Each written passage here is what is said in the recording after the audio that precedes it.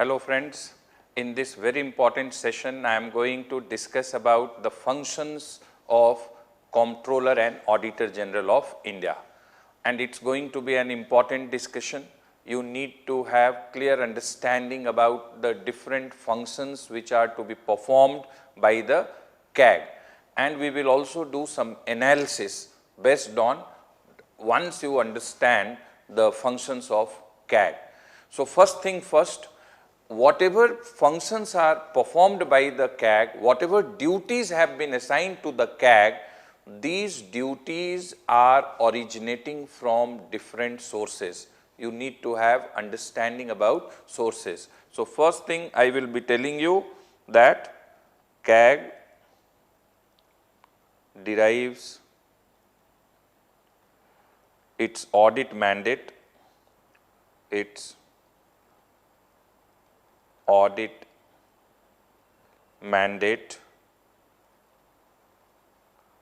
from different sources, right, from different sources, and the first important source is Constitution itself,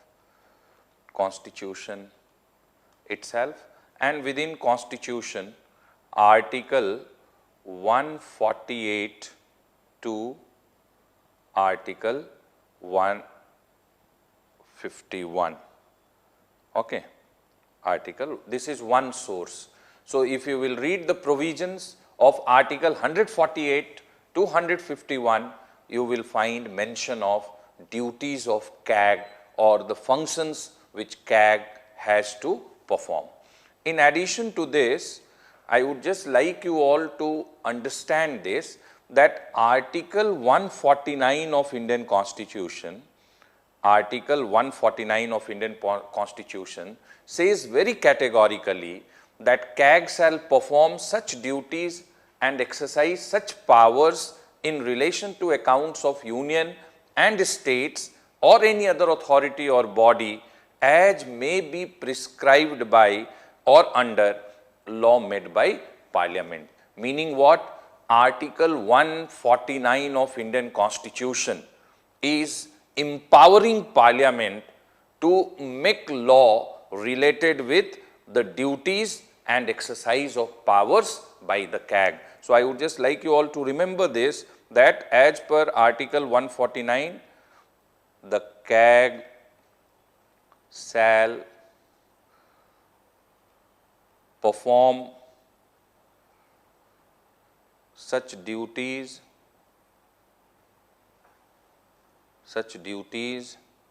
and exercise such powers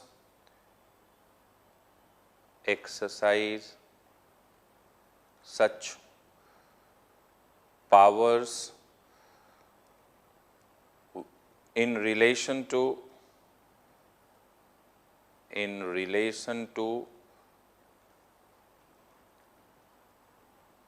accounts of union or states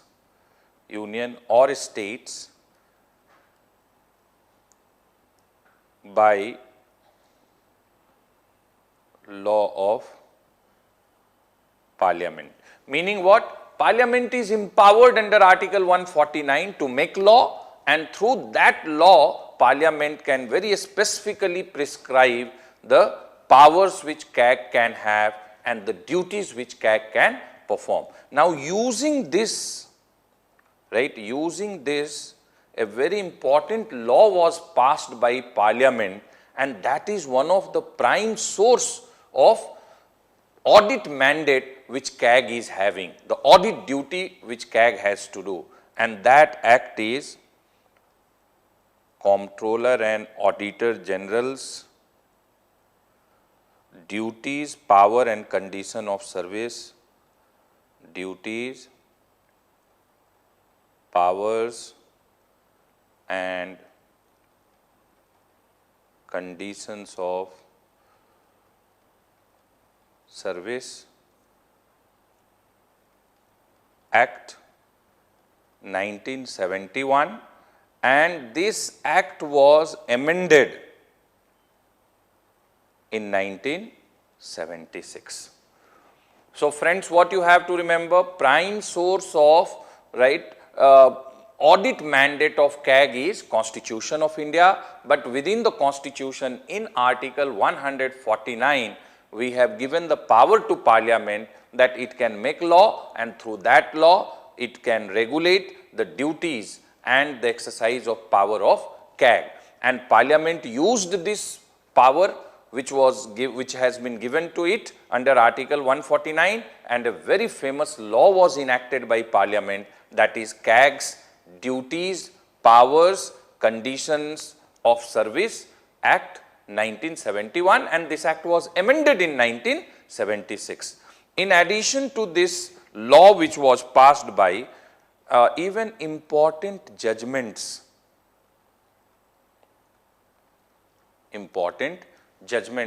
of Supreme Court and High Court, Supreme Court and High Court is the source, right, for audit mandate of CAG. In addition to this, right, even instructions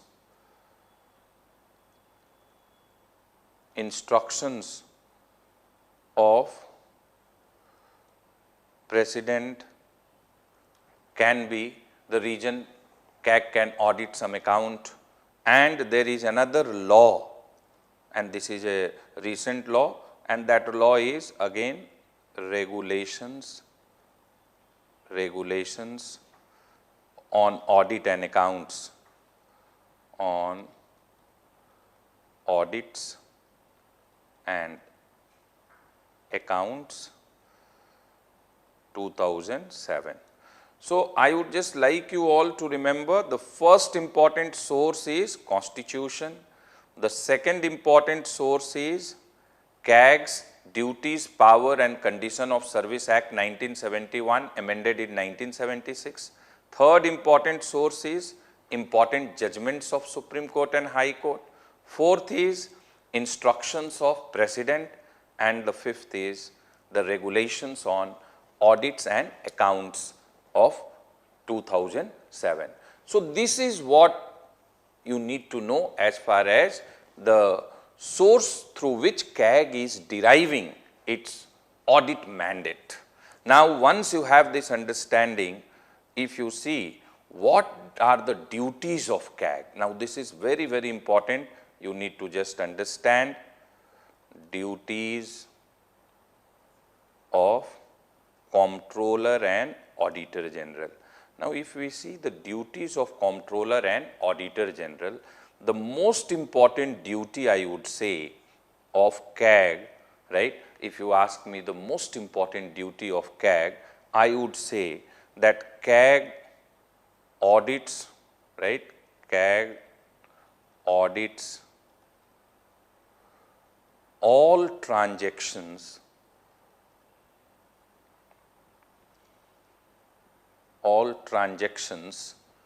from consolidated fund,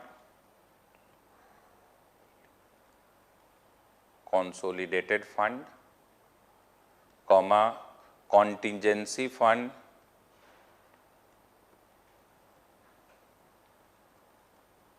and the third is public account. I have told you about these three funds, public account, okay, of union as well as states. So any transaction which is happening from the consolidated fund of India or from the contingency fund of India or the public account of India, right, that will be audited by CAG. Okay, and same is true as far as transaction from consolidated fund of a state or contingency fund of a state or public account of states are concerned. So both for union as well as for states, their consolidated fund, contingency fund and public account, whatever transactions are happening later will be audited by CAG. This is very, very important, you need to know.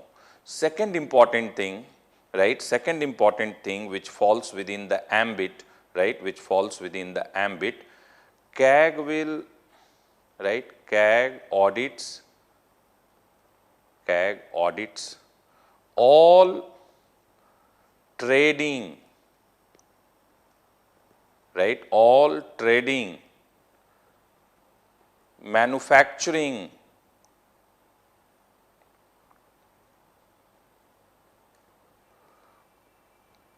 profit and loss accounts, profit and loss accounts, okay, balance sheets,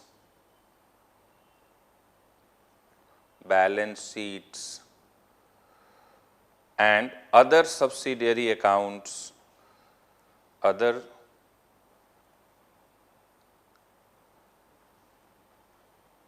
subsidiary accounts of central or state government. So, in addition to transactions which are happening at union or state level from the Consolidated Fund of India, from the Contingency Fund of India, from public account, right, CAG will also audit any trading account, manufacturing account, account of balance, account of loss and profit, balance sheets, subsidiary account, any small account which is maintained by any department, any organization of government within union or within states. And I hope I have told you while I was discussing parliament, and you know it well, that whenever CAG will audit the account of central government, it will prepare a report, and that report will be submitted by the CAG to the president, and president causes that report to be tabled in parliament. The moment CAG's report is tabled in the parliament, parliament will forward that report to public account committee. Public account committee will go into the micro details of what CAG has said in its account, and thereafter there will be discussion in the house which is on the secondary report which is prepared by public account committee. Similarly, when CAG will audit the account of state government, then the report will be submitted to the governor concerned of the state, and governor concerned of the state will cause that report to be placed before state legislature, and then the moment it is put before a state legislature, it will be forwarded to the public account committee in the state legislature, and that will examine the report and will prepare secondary report, and that secondary report is what is discussed in state legislature. Okay. So, very, very important, right, very, very important functions of CAG. Okay. And this is the reason why CAG is considered the eyes and ears of public account committee. Many a times in the prelims they have asked, CAG is considered eyes and ears of public account committee. CAG is considered the guardian of public purse in India, because whatever expenditure is being done by the government, after they have done the expenditure, audit will be done by the CAG, and it is a specialized body, it is a highly competent body, it is an independent body, it is a constitutional body, and it will audit without fear and favor. Many scams in India got exposed through CAG's report. Okay. But not only these are the two duties of CAG, the third duty of CAG, and that is very, very important, right, that CAG audits, right, the CAG audits the receipt and expenditure, receipts and expenditure of all bodies and authorities, all bodies and authorities which are substantially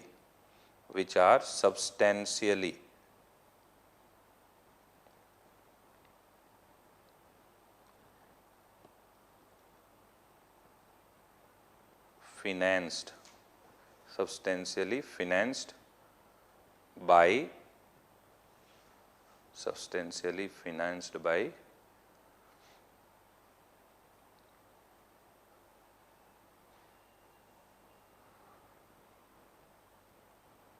government at union or government in states.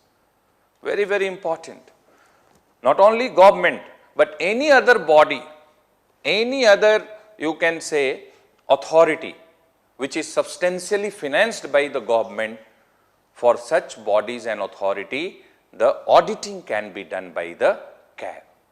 For example, LIC, okay. If it is substantially financed by government, then it will be there. Not only bodies and authorities, all government companies account, government companies accounts can also be audited by CAG,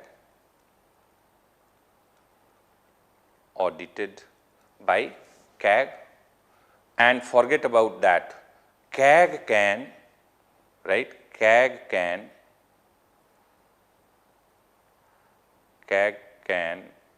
audit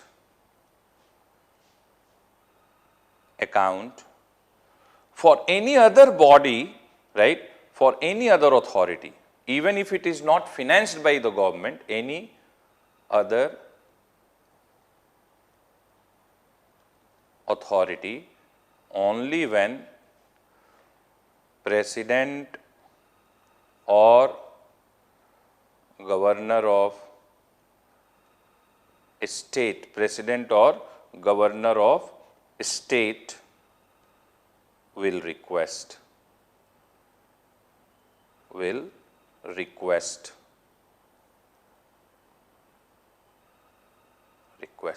So, on the basis of request by the president or governor, CAG can even audit the account, right? CAG can even audit the account of what?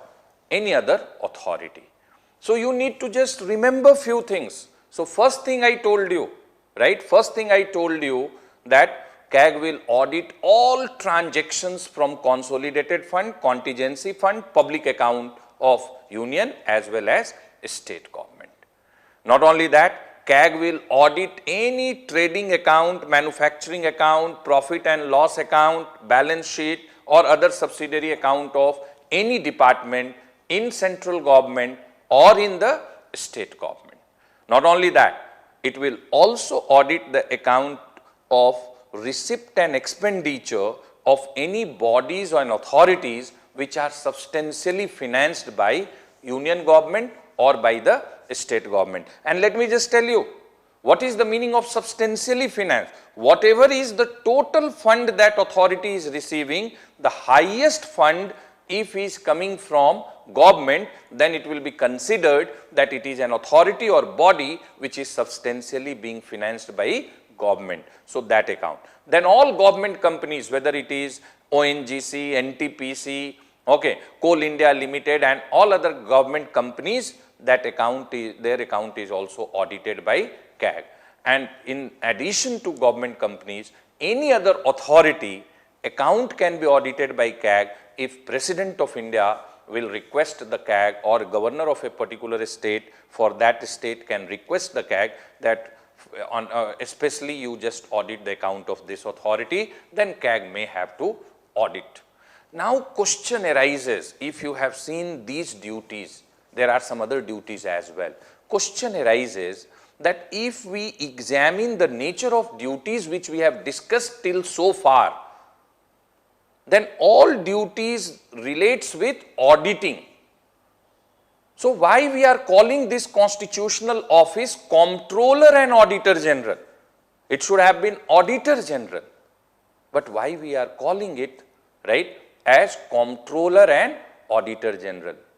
So, what you need to remember, see, before 1976, and what is the importance of the year 1976? This is the year when we amended CAG's powers, duties and other conditions of service Act of 1971.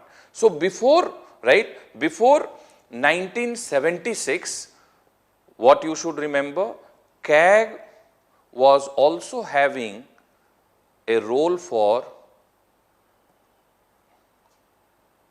in the CAG used to complies and maintains the accounts of central government as well as state government. Before 76, this was what was there. So, in what format the account is to be prepared, in what format account is to be maintained, right? That was also within the duty of CAG, and because of that it was known as, it is known as Comptroller and Auditor General. So, first CAG will suggest how the accounts are to be maintained, and later on the CAG will audit. But many experts felt that this goes against the natural justice if the same organization is complying and maintaining the accounts and later on auditing the accounts. Okay. So, in 1976, what we did, we asked the CAG that you do not have to comply and maintain the account of central government. They will maintain the account on their own with the advice, expert advice which will come from Accountant General of India, but CAG will audit the account of Government of India. But even today, CAG is helping state governments in maintenance of their account. CAG is helping state government in compilation of state government's account, and this is why some comptroller role is still there, which is performed by CAG. Otherwise, it is performing primarily the role of auditor.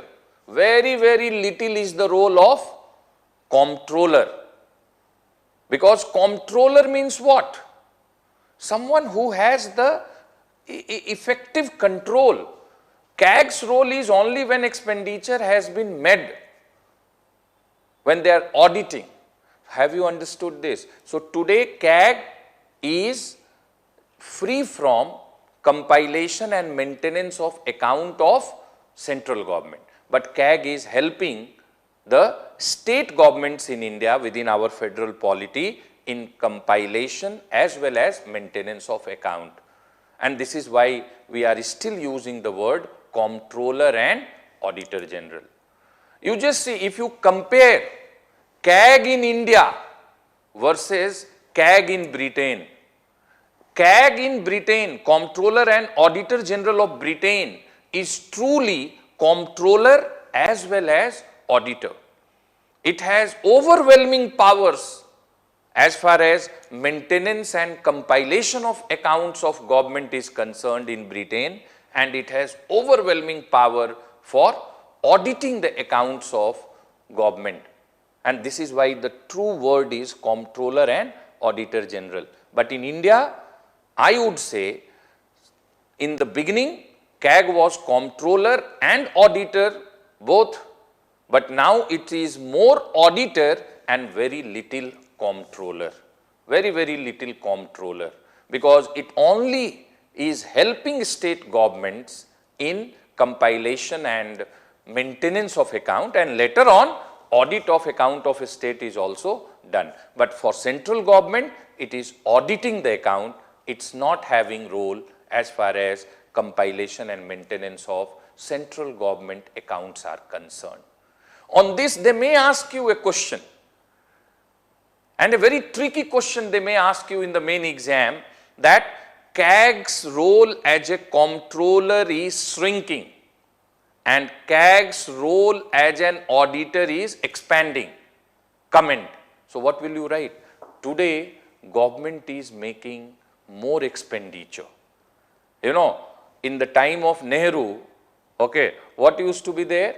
very less used to be the government expenditure. What used to be the government of India expenditure, today one organization of government of India might be making same expenditure. So since the quantum of expenditure by government has increased significantly, and not only the quantum of expenditure, but different heads under which expenditure is being done. Earlier there used to be no ministry in the government, like for information technology or telecommunication. These are new ministries. Okay. So not only, right, not only government was, spending less, but also spending under less number of heads.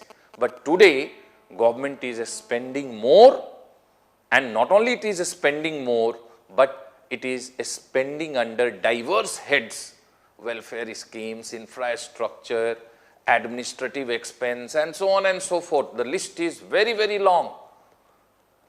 This has led to massive expansion in auditor's role of CAG. Okay. But why we are saying that comptroller role is shrinking? Comptroller role is shrinking because, right, because you need to know that in the federal polity of India, states have heavy dependency for financial matter on center. And for center, the CAG is now freed from compiling and maintaining the accounts. It is only compiling and maintaining accounts. It is only compiling and maintaining accounts of state government, and this is why less is the comptroller role and more is the auditor's role. One more thing I would just like you all to remember, that if you see CAG in Britain is the member of House of Commons, that is the lower house of British Parliament. But in India, CAG is neither the part of legislature nor the part of executive, but it is an independent constitutional body, and this body helps legislature exercise effective financial control over executive. Very effective financial control over executive. So have you understood that how CAG's role is expanding as an auditor, but it is shrinking as a comptroller? And in Britain, CAG is truly comptroller as well as auditor. In Britain, you will find that CAG is the part of British Parliament. But in India, it's, not the part of Parliament, independent body. However, for India also we have said that for few years, India was in the era of CAG activism. Okay, in the era of CAG activism. Okay, but we will have a separate discussion on that, why some of the people concluded that India is in the era of, right, India is era of, for quite some time was in the era of CAG activism separately. But have you understood the duties of CAG? Very, very important, right? Very, very important. In addition to duties related with auditing and very little bit duty related to controlling, right? CAG also, this also you should remember, CAG advises the president, CAG advises the president with regard to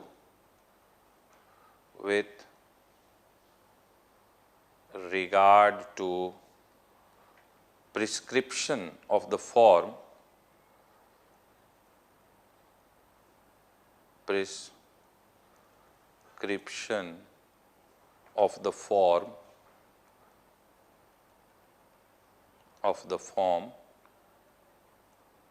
in which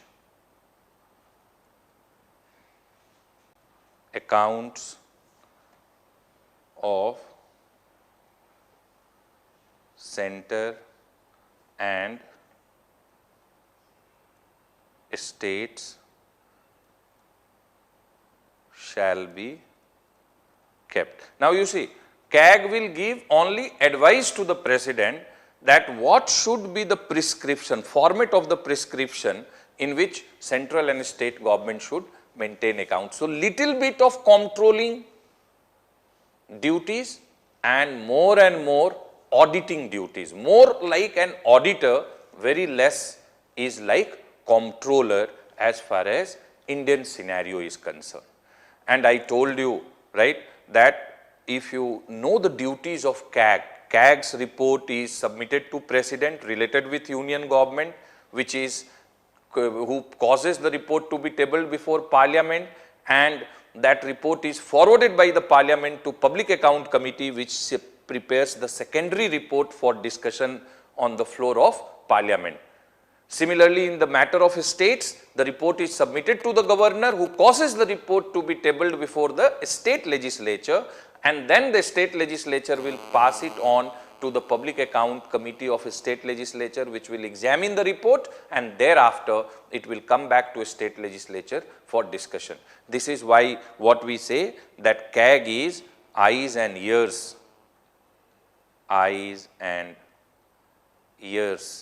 of public account, right? Eyes and ears of Public Account Committee. But based on the duties of CAG, we can very well say that CAG acts, right? CAG acts as a guide, friend, and philosopher